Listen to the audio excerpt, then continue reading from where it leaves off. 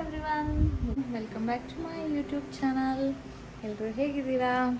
ಇವತ್ತು ಒಂದು ನ್ಯೂ ರೆಸಿಪಿನ ನಿಮ್ಗೆ ಹೇಳ್ಕೊಡ್ತೀನಿ. ವೆಜಿಟೇಬಲ್ ಬೋಂಡಾ ಅಂತ. ಇಂಡಿಯಾದಲ್ಲಿ ಈಗ ರೈನಿ ಸೀಸನ್ ಅಲ್ವಾ, ಸೊ ಚಟಪಟ ಮಳೆ ಬರ್ತಾ ಇರುತ್ತೆ. ಈವ್ನಿಂಗ್ ಟೈಮು ಕಾಫಿ ಕುಡಿಬೇಕನ್ಸುತ್ತೆ. ಕಾಫಿ ಕುಡಿತಾ ಇರುವಾಗ ಮಿಡ್ಲಲ್ಲಿ ನಮಗೇನಾದರೂ ಆಯಿಲಿ ಐಟಮ್ಸ್ ತಿನ್ನಬೇಕು ಅಂತ ಅನಿಸುತ್ತೆ. ಸೊ ಆಗ ಈ ರೆಸಿಪಿ ಪರ್ಫೆಕ್ಟ್ ಆಗಿದೆ. ಈಸಿಯಾಗಿ ಪಟ್ಪಟ ಅಂತ ಮಾಡ್ಕೊಳ್ಬೋದು. ಹಾಗೆ ಮಕ್ಕಳು ಇಷ್ಟಪಡ್ತಾರೆ, ದೊಡ್ಡವರು ಇಷ್ಟಪಡ್ತಾರೆ. ಸಡನ್ನಾಗಿ ಯಾರಾದರೂ ಗೆಸ್ಟ್ ಬಂದರೆ ಅದನ್ನು ಸಡನ್ನಾಗಿ ಮಾಡಿಕೊಡ್ಬೋದು. ಒಂದು 20 ಮಿನಿಟ್ಸಲ್ಲೇ ಆಗುವಂಥ ಈಸಿ ರೆಸಿಪಿ ಇದು. ಫಸ್ಟಿಂದ ಲಾಸ್ಟ್ ತನಕ ಈ ರೆಸಿಪಿನ ನೋಡಿ ನೀವು ಟ್ರೈ ಮಾಡಿ, ಆಮೇಲೆ ಟೇಸ್ಟ್ ಮಾಡಿ ಹೇಗಿದೆ ಅಂತ ಕಮೆಂಟ್ ಮಾಡಿ ತಿಳಿಸಿ.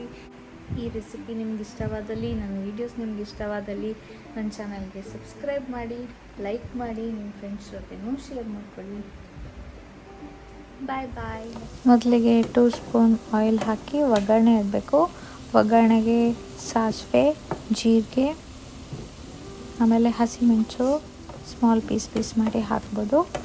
ಆಮೇಲೆ ಅದಕ್ಕೆ ಈ ಥರ ವೆಜಿಟೇಬಲ್ಸ್ ಕಟ್ ಮಾಡಿದ್ದನ್ನು ಹಾಕಬೇಕು. ವೆಜಿಟೇಬಲ್ಸಲ್ಲಿ ನಾನು ಸೆಲೆಕ್ಟ್ ಮಾಡಿದ್ದು carrot, onion, beans, sweet corn, ಇಷ್ಟು ವೆಜಿಟೇಬಲ್ಸ್ ಹಾಕಿ ಈ ಥರ ಬೇಯಿಸ್ಕೊಳ್ಳಿ. ವೆಜಿಟೇಬಲ್ಸ್ ಬೆಂದಾದಮೇಲೆ ಅದಕ್ಕೆ ಅರ್ಧ ಟೇಬಲ್ ಸ್ಪೂನ್ ಜೀರಿಗೆ ಪುಡಿ, 1 ಟೇಬಲ್ ಸ್ಪೂನ್ ಕೊತ್ತಂಬರಿ ಪುಡಿ, 1 ಟೇಬಲ್ ಸ್ಪೂನ್ ಮೆಣಸಿನ ಪುಡಿ, ಆಮೇಲೆ ರುಚಿಗೆ ತಕ್ಕಷ್ಟು ಉಪ್ಪು ಹಾಕಿ ಚೆನ್ನಾಗಿ ಕಲಿಸ್ಕೊಳ್ಳಿ.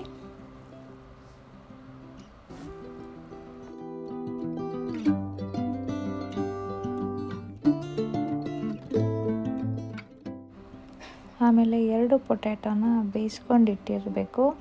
ಅದು ತಣ್ಣದಾದ ಮೇಲೆ ಪೊಟ್ಯಾಟೋನ ಸಿಪ್ಪೆ ತೆಗೆದು ಅದನ್ನು ಇದರ ಜೊತೆ ಮಿಕ್ಸ್ ಮಾಡಿಕೊಳ್ಬೇಕು.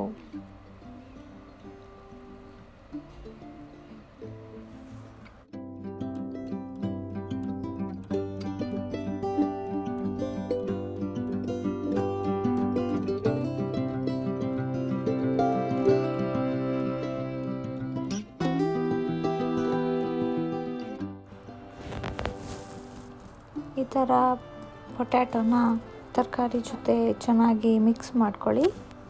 ಅದು ಚೆನ್ನಾಗಿ ಮಿಕ್ಸ್ ಆದಮೇಲೆ ಗ್ಯಾಸ್ ಆಫ್ ಮಾಡಿ ತಣಿಲಿಕ್ಕೆ ಬಿಡಿ. ಅದಕ್ಕೆ ಸ್ವಲ್ಪ ಕೊತ್ತಂಬರಿ ಸೊಪ್ಪನ್ನು ಕಟ್ ಮಾಡಿ ಮಿಕ್ಸ್ ಮಾಡಿ, ಅದೆಲ್ಲ ತಣ್ಣದಾದಮೇಲೆ ಸ್ವಲ್ಪನೇ ತಗೊಂಡು ಒಂದು ಸಣ್ಣ ಉಂಡೆಗಳನ್ನಾಗಿ ಮಾಡ್ಕೊಳ್ಳಿ.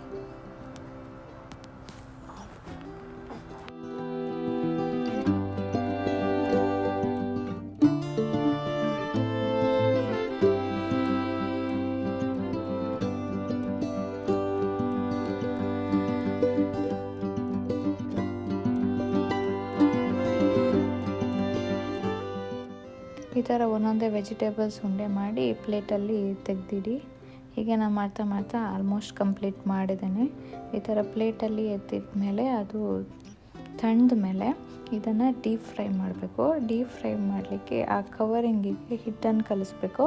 ಅದನ್ನು ಹೇಗೆ ಮಾಡೋದನ್ನು ಅಂತ ನೋಡ್ಕೊಂಬರೋಣ.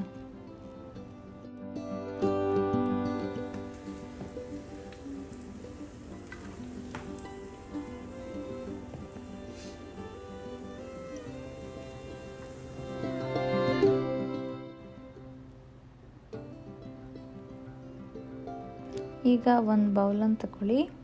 ಒಂದು ಬೌಲ್ಗೆ 1 ಕಪ್ಪಷ್ಟು ಕಡಲೆ ಹಿಟ್ಟನ್ನು ತಗೊಳ್ಳಿ. ಆಮೇಲೆ ಈ ಕಡಲೆ ಹಿಟ್ಟಿಗೆ 4 ಟೇಬಲ್ ಸ್ಪೂನಷ್ಟು ಅಕ್ಕಿ ಹಿಟ್ಟನ್ನು ಮಿಕ್ಸ್ ಮಾಡಿ.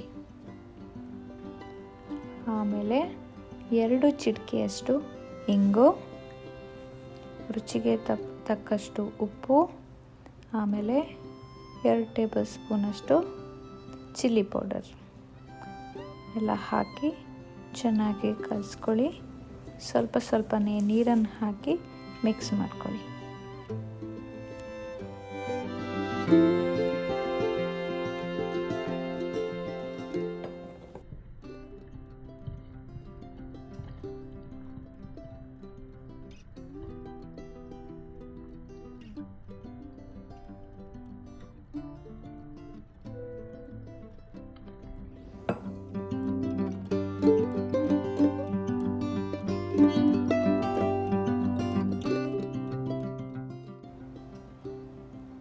ಈ ಥರ ಚೆನ್ನಾಗಿ ಹಿಟ್ಟನ್ನು ಮಿಕ್ಸ್ ಮಾಡ್ಕೊಳ್ಳಿ.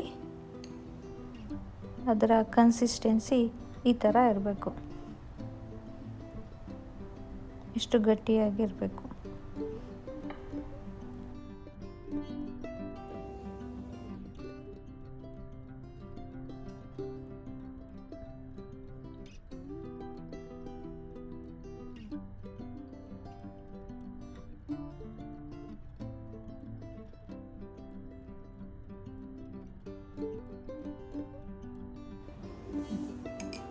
ಈಗ ಫ್ರೈಯಿಂಗ್ ಪ್ಯಾನ್ ತಗೊಳ್ಳಿ, ಅದರಲ್ಲಿ ಬೋಂಡಾನ ಕರಿಯೋಕ್ಕೆ ಬೇಕಾದಷ್ಟು ಎಣ್ಣೆನ ತಗೊಳ್ಳಿ.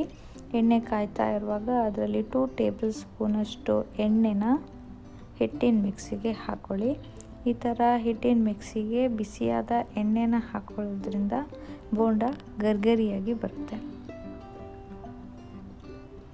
ಈ ಥರ ಎಣ್ಣೆನ ಹಾಕ್ಕೊಂಡು ಅದನ್ನು ಚೆನ್ನಾಗಿ ಮಿಕ್ಸ್ ಮಾಡ್ಕೊಳ್ಳಿ.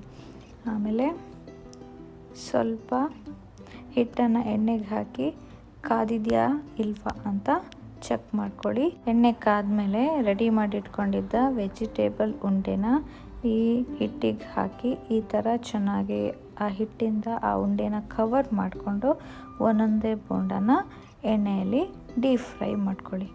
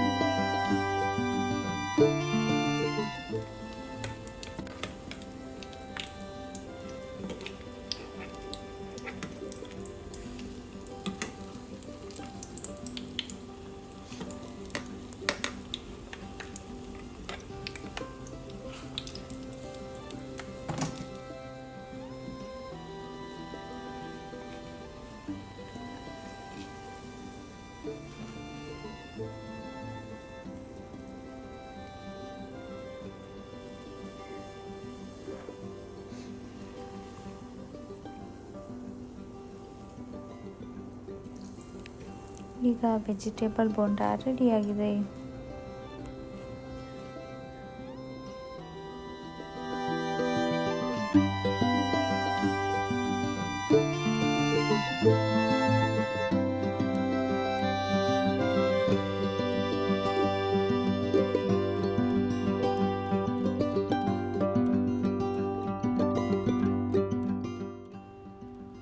ಈಗ ಸರ್ವಿಂಗ್ ಟೈಮ್. ಈ ವೆಜಿಟೇಬಲ್ ಬೋಂಡಾ ಕೊಕೊನಟ್ ಚಟ್ನಿ ಜೊತೆ ಇಲ್ಲ ಟೊಮೆಟೊ ಸಾಸ್ ಜೊತೆ ತಿನ್ನೋಕ್ಕೆ ತುಂಬ ಟೇಸ್ಟಿಯಾಗಿರುತ್ತೆ.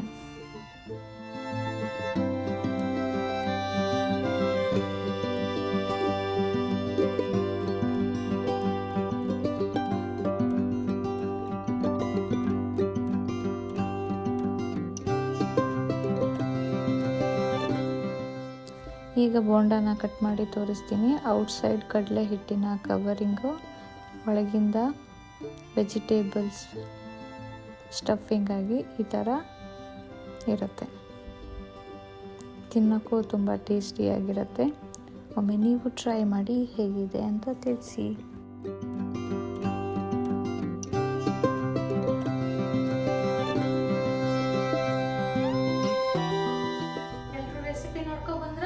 ರೆಸಿಪಿ ಹೇಗಿತ್ತು? ನೋಡೋಕೆ ಚೆನ್ನಾಗಿದ್ರೆ ನಿಮ್ಗೆ ಟೇಸ್ಟ್ ಗೊತ್ತಾಗತ್ತಾ? ಇಲ್ಲ ಅಲ್ವಾ? ಸೊ ನೀವು ಇದೇ ಥರ ಟ್ರೈ ಮಾಡಿ, ಟೇಸ್ಟ್ ಮಾಡಿ ಹೇಗಿತ್ತು ಅಂತ ಕಮೆಂಟ್ ಮಾಡಿ ತಿಳಿಸಿ. ನೆಕ್ಸ್ಟ್ ಇನ್ನೊಂದು ನ್ಯೂ ಕಾನ್ಸೆಪ್ಟ್ ಜೊತೆ ಇನ್ನೊಂದು ನ್ಯೂ ವಿಡಿಯೋದಲ್ಲಿ ಮೀಟ್ ಆಗೋಣ. ಅಲ್ಲಿ ತನಕ ಟೇಕ್ ಕೇರ್.